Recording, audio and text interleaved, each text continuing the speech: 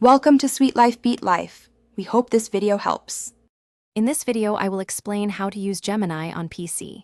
To begin, simply open your favorite web browser on your desktop or laptop computer. Next, navigate directly to the official Gemini website. It is crucial to log in using your Google account.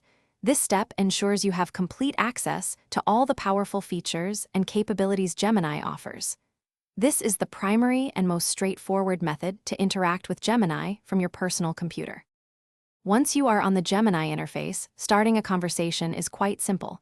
You will find a clear text input box, usually positioned at the bottom of your screen. Here, you can type your questions, requests, or creative prompts. Remember to be as clear and specific as possible to guide the AI effectively. After composing your message, simply press the Enter key or click the Send icon to submit it and receive a response. After you submit your prompt, Gemini will quickly generate a response, which will appear directly above your input area.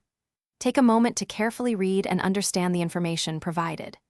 Gemini can offer insights, creative content, or even code, depending on your query.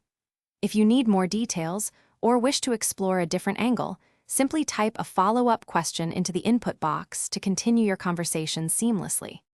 To get the most out of Gemini, consider a few best practices.